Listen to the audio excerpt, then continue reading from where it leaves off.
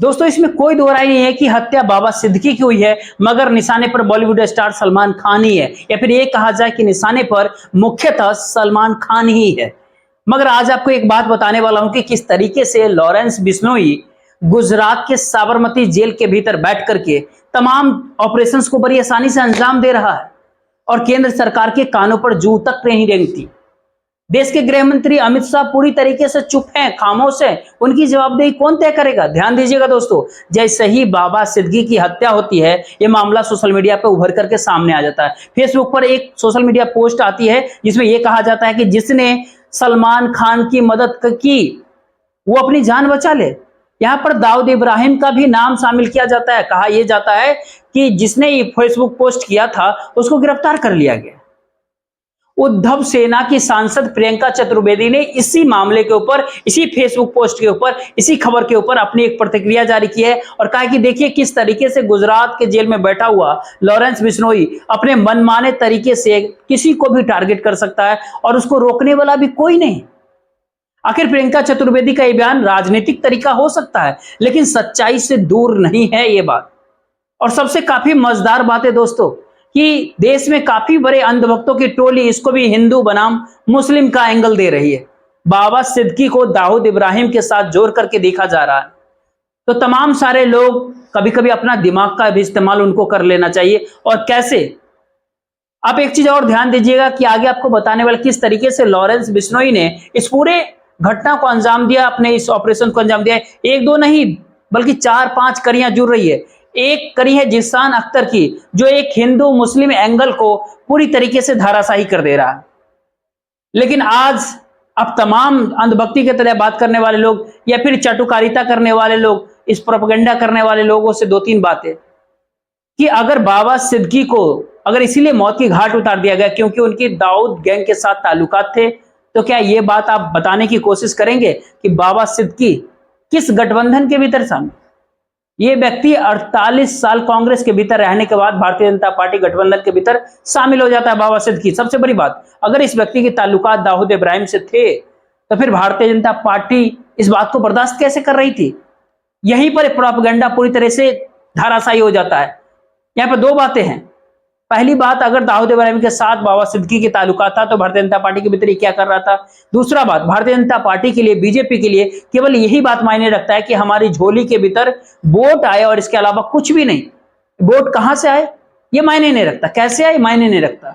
और दूसरी बात ध्यान दीजिएगा, प्रफुल्ल पटेल, ध्यान होगा आपको, हाल ही के भीतर एक खबर आई हुई थी। खबर ये निकल कर आई थी कि मनी लॉन्ड्रिंग और अंडरवर्ल्ड सरगना इकबाल मिर्ची के साथ ताल्लुकात के चलते एनफोर्समेंट डायरेक्टरेट यानी ईडी, मोदी सरकार के प्रवर्तन निदेशालय जो ईडी एजेंसी है, जांच एजेंसी है, उसमें प्रफुल्ल पटेल के दफ्तर के 4 महलों को सील कर दिया था।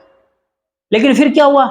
उनको इस चीज से राहत मिल जाती है, प्रवर्तन निदेशालय के फैसले को पलट देता है। और काफी दिलचस्प मजेदार बातें क्या है कि प्रवर्तन निदेशालय यानी ईडी इसको चुनौती तक नहीं देता है। यहाँ पे 2-3 बातें हैं। एक बात समझ लीजिए, अगर बाबा सिद्दीकी ने दाऊद इब्राहिम के साथ ताल्लुकात उनके थे तो फिर वो भारतीय जनता पार्टी के भीतर वो क्या कर रहा था? ये कोई हवा हवाई बात नहीं। एक तरफ तो बाबा सिद्दीकी क्या मौत का हिंदू मुस्लिम एंगल दिया जा रहा है, दाऊद इब्राहिम के साथ उनको जोड़ा जा रहा है, लेकिन ये व्यक्ति तो भारतीय जनता पार्टी के गठबंधन में शामिल है। दूसरी बात, प्रफुल्ल पटेल और इकबाल मिर्ची के जो ताल्लुकात थे ये पूरा जग जाहिर होता है। आखिरकार प्रवर्तन निदेशालय ईडी के फैसले को ड्रैगन क्यों पलटा और प्रवर्तन जो ईडी ने जो 4 महलों की जब्ती कर लिया था उस फैसले के ऊपर फिर से अदालत के भीतर क्यों नहीं गई? इस बात से साफ स्पष्ट होता है कि दाऊद इब्राहिम के बारे में जो तमाम तरह की बातें पूरी तरह से मतलब वाहियात बातें की जाती है। लेकिन जैसे ही पहले बताया कि निशाने पर सलमान खान है बाबा सिद्दीकी के हत्या के मामले में। अब सलमान खान है उनका बॉडीगार्ड शेरा, उनके सुपुर्दे खाक, बाबा सिद्दीकी के सुपुर्दे खाक के बाहर निकल करके आते हैं और देखिए आप कि उनके चेहरे पे साफ तौर पे क्या दिख रहा है। जिन लोगों ने बाबा सिद्दीकी को मौत के घाट उतारा है उन्होंने साफ तौर पे कहा जो सलमान खान को संरक्षण देगा उसका यही हाल कर दिया जाएगा। आखिर सलमान खान के चेहरे के भाव से साफ तौर पे स्पष्ट होता है कि पूरे घटनाक्रम के बाद उनके ऊपर क्या ही प्रभाव पड़ा है। लेकिन आज इस बात को बताने का सबसे बड़ा मकसद ये था कि इतनी आसानी से लॉरेंस बिश्नोई गुजरात के एक साबरमती जेल के अंदर बैठ करके देश के भीतर तमाम हत्याओं का लगातार अंजाम दे रहा, उसको रोकने वाला आज के दिन में कोई नहीं है। सुखदेव सिंह गोगामेडी जयपुर के भीतर ध्यान होगा, सिद्धू मूसेवाला, तमाम तरह के ऐसे मामले हो चुके थे। आखिरकार गुजरात के साबरमती जेल के भीतर ये व्यक्ति इतनी आसानी के साथ शूटर के साथ संपर्क में कैसे शामिल हो जाता है? और इसके लिए आपको काफी गौर करना पड़ेगा। एक जिशान अख्तर, इस नाम पर आपको गौर करना पड़ेगा। ये चौथी कड़ी होती है जिस वक्त फरार बताया जाता है, ये व्यक्ति फरार होता है। जिशान अख्तर ने सही मायने में उन 3 शूटर्स को पुलिस के मुताबिक, ये हम नहीं बता रहे, ये मुंबई पुलिस की कहना है और तमाम सारे सोशल मीडिया की खबरों के मुताबिक अगर माने तो एनडीटीवी खबर के मुताबिक ये भी समझ सकते हैं कि जिशान अख्तर ये 3 शूटर के संपर्क में होता है। जिशान अख्तर जिसकी बातचीत हुई थी किसी और से नहीं बल्कि लॉरेंस बिश्नोई से बात हुई थी। आखिर इस तमाम सारी बातों को लेकर के क्या कुछ कहते हैं तमाम सारे बड़े बड़े जांच एजेंसियां, तमाम समाचार। सबसे पहले आप देखिए कि बाबा सिद्दीकी, एमएलए विधायक बाबा सिद्दीकी की हत्या, लॉरेंस बिश्नोई गैंग के साथ आया था चौथा आरोपी जिशान, जेल के भीतर शूटर को देता था डायरेक्शन। यानी ये कहे कि सीधे सीधे तौर पे बात करें तो लॉरेंस बिश्नोई उन 3 शूटर्स के साथ जुड़ा हुआ था। बीच वाली कड़ी होती है जिशान अख्तर। और तमाम सारे बड़े बड़े जांच एजेंसियां, तमाम सारे बाबा सिद्दीकी की हत्या 3 शूटरों ने किया, जिसमें गुरमेल सिंह हरियाणा के कैथल जिले से नरन गांव का रहने वाला होता है। वही अन्य 2 शूटर जो उत्तर प्रदेश के बहराइच के रहने वाले होते हैं। इनमें से हरियाणा के गुरमेल और दूसरे शूटर धर्मराज को गिरफ्तार कर लिया गया है। वहीं तीसरा शूटर शिव कुमार अभी भी फरार चल रहा है।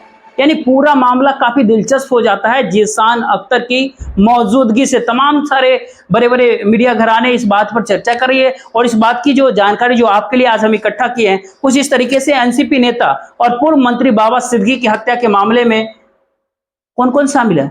मोहम्मद जिशान अख्तर, जालंधर के पंजाब के रहने वाला, शंकर गांव का रहने वाला। वही खबरों के मुताबिक बाबा सिद्दीकी के ऊपर जब शनिवार को फायरिंग हुई थी तब जिशान तीनों शूटरों को बाहर से डायरेक्शन दे रहा था, यानी ये कहे कि दिशा निर्देश दे रहा था। साथ ही बाबा सिद्दीकी के लोकेशन के बारे में भी लगातार इन तमाम शूटर्स को जानकारी दे रहा था, उसे अपडेट कर रहा था। जालंधर ग्रामीण पुलिस ने साल 2022 के भीतर ऑर्गेनाइज्ड क्राइम, मर्डर और डकैती के मामले में जिशान को गिरफ्तार किया था और पटियाला जेल के भीतर, पंजाब के पटियाला जेल के भीतर रखते समय उसका संपर्क लॉरेंस बिश्नोई गैंग के साथ हो गया था, उसके तमाम गुर्गे के साथ हो गया था।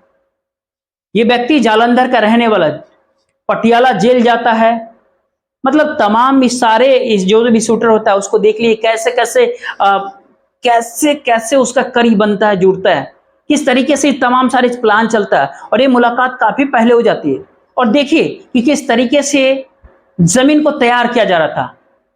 मकसद केवल टारगेट करना नहीं, हर उस व्यक्ति को टारगेट करना है जो सलमान खान के साथ जुड़ा हुआ है। बाबा सिद्दीकी की हत्या ने इस बात को प्रमाणित कर दिया है। यह अपने आप में काफी खतरनाक बात है। इसीलिए हमने आपसे कई बार कह चुका हूं कि देश के गृह मंत्री अमित शाह की चुप्पी काफी शॉकिंग होता है। आप लॉ एंड ऑर्डर के दुरुस्त होने की बात करते हैं देश के भीतर, लेकिन इस सब मॉडल राज गुजरात के भीतर से हो रहा है। क्या ये सवाल नहीं पूछा जाए आखिरकार क्यों?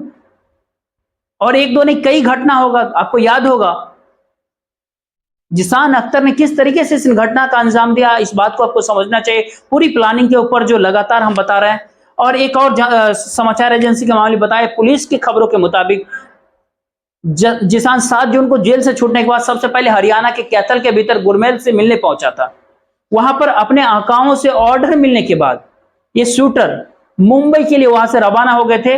मुंबई के भीतर सभी आरोपी एक साथ ही रह रहे थे, जिसके बाद 3 आरोपियों ने वारदात को, इस घटनाक्रम को अंजाम दिया। वहीं पर जिशान वारदात के बाद वहां से भाग गया। और अब जिशान के लोकेशन क्या है, कहां है, इसको लेकर के मुंबई पुलिस क्या कुछ कहती है।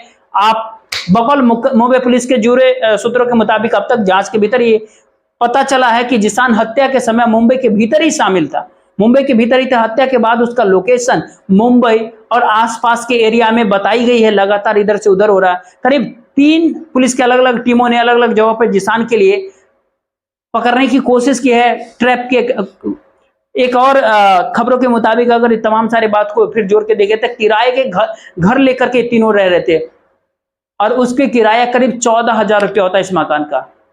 कौन इस ऑपरेशन को अंजाम दे रहा था, कौन किन के इशारे पे किया जा रहा था, लॉजिस्टिक मतलब तमाम तरह की चीजें कैसे इस पूरे घटनाक्रम को कैसे जोड़ा जाता है, पूरे लॉजिस्टिक को, यानी इस पूरे मामले के भीतर तमाम सारी चीजों की जरूरत है। उस जिसान अख्तर सब कुछ मुहैया करा रहा था और किस तरीके से करा रहा था उस पे आपको ध्यान देने की जरूरत है। पुलिस की थ्योरी के मुताबिक मोहम्मद जिसान अख्तर ही तीनों शूटर को बाहर से डायरेक्शन दे रहा था। जिस वक्त सिद्दीकी को गोली मारी गई थी उस समय भी उसकी लोकेशन के बारे में जिसान अख्तर ही शूटरों को जानकारी लगातार दे रहा था, अपडेट कर रहा था। इसके अलावा किराए के कमरे समेत दूसरे लॉजिस्टिक टूल्स भी, तमाम सारा सपोर्ट भी अख्तर ने ही मदद किया था। पंजाब पुलिस के मुताबिक अख्तर पटियाला जेल के भीतर बंद होता है, वहीं पर इसी साल 7 जून को जेल से रिहा होता है, बाहर होता है। पटियाला जेल के भीतर ही अख्तर लॉरेंस बिश्नोई गैंग के टच में आता है, उसके संपर्क में आता है, जिसके बाद वो जेल से बाहर निकलने के बाद इस गैंग के भीतर शामिल हो जाता है। यानी ये कहे कि इसके भीतर 2 शूटर्स के परिवार वालों ने मीडिया पत्रकार वालों से बातचीत के दौरान बताया, एक धर्मराज का होता है, दूसरा होता है शिवा जो उस समय फरार बताया जाता था। धर्मराज की मां जो बहराइच के भीतर उत्तर प्रदेश के बहराइच में रहती है, वो क्या कुछ कहते हैं,